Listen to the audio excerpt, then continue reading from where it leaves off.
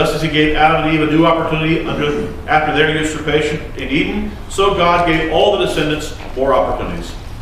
Usurpation was the name of the descendants' gained, and with their building of the Tower of Babel, which took Adam and Eve's usurpation to a new level, God chose another way of establishing his rule on earth.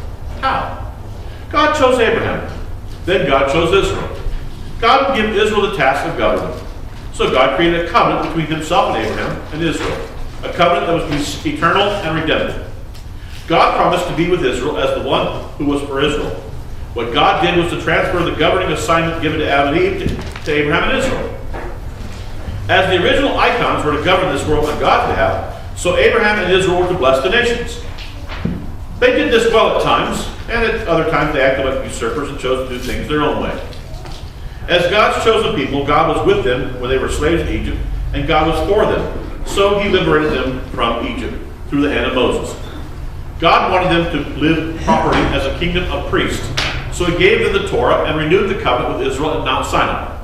This Torah was to govern them in the land of Israel, and if they allowed it to govern them, they would flourish and would be able to bless the nations. But they did not do well because they didn't let the good Torah of God govern them.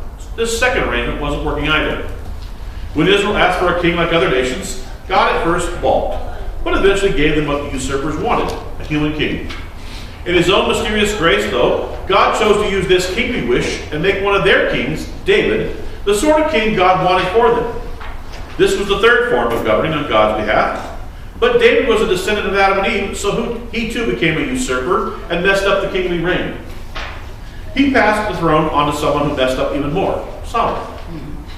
One king after another, some of them good and some of them bad, governed God's people Israel and Judah, but each of them proved to be a usurper too. So God sent prophets to them to warn them that there was only one governor, one true king, one and only one God, and his name was Yod-Heh-Vav-Heh. Sometimes God had to discipline Israel to get the people's attention. Sometimes his discipline worked, like the exile in Babylon. It led to nothing less than a spiritual revival among those who returned to the land. But that revival wore off too because they were all usurpers.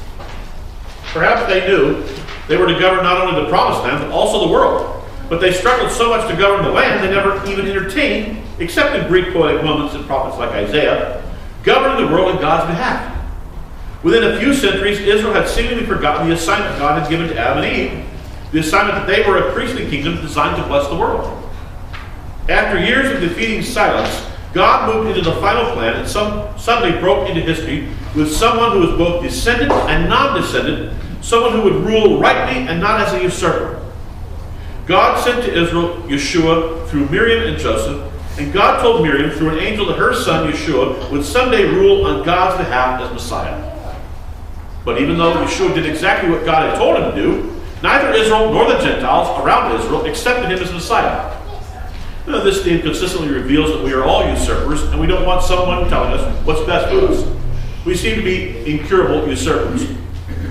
Though Yeshua was a man known to do good everywhere he went, and though he healed and rescued people from all sorts of problems, and though he brought people to the table who were forgiven and saved and healed and made new again and turned from usurpers to lovers, the descendants, both Roman and Jewish, decided they'd be better off putting him to death. They feared he'd deconstruct their usurpations, so they killed him in the most despicable of manners by crucifying him naked on a cross outside Jerusalem in Golgotha. The usurpers were in control, and the descendants had descended to their lowest. What the usurpers and descendants didn't know was that Yeshua was actually entering into their usurpation and the death they deserved for their sins. He was dying their death, he was shouldering their sins and the punishment due their sins, and he was absorbing the just wrath of God against all sin. What they didn't know was that God could reverse their usurpation and reverse their death and start all over again. What they didn't know was that this way of dying as a servant was to become the only true way of living and making peace in the world. What they didn't know was that the cross was the crown and that power comes only when it is surrendered. They didn't know this. No one did. Not even Yeshua's closest followers. What usurpers didn't know was that they had met their match in King Yeshua, who was about to usher in an alternative kingdom. To start the world all over again, God, the God who graciously gave Adam and Eve another chance, and the God who rescued Israel from the clutches of Egypt, and the God who whistled for Israelites to return from Babylon, that same God, Yahweh, the Father of Yeshua Christ, erupted the normal categories of history one more time. He raised Yeshua back to life, to end the domination of death, to prove that the usurpers would not have the last word, and to show that the descendants could have a whole new creation lineage. To make this altogether clear, Yeshua appeared to a host of the descendants, and then when he was taken up into the presence of God. What this story shows is that what usurpers fear the most is the godness of God. But paradoxically, what usurpers most want is the godness of God. And Yeshua was that God. And that is why Yeshua, as Messiah and Lord, is the gospel.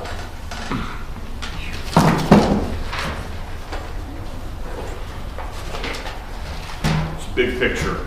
All big picture. And he's saying, hey, look, from the beginning to the end, this whole concept is my kingdom ruling on this earth. You can be a part of the kingdom and work with me, or you can be not part of the kingdom and work against me. However, those are your only two choices. You surrender to me as the king, or you suffer the consequences of your failure to surrender. The truth is this. He says, I will be king. I will rule. I will take this world back for my dominion. It's like in Lion King, we don't want a king. No king, no king. You fools, there will be a king. And Mufasa says, I'll be king. There will be a king. So what is the prayer? May your kingdom come, your will be done on earth as it is in heaven. This is how we pray. May the kingdom continue to come. And may we continue to bring in this kingdom. That's our role. To be kingdom builders. To be ones who advance this kingdom. And we do that by submission to the king.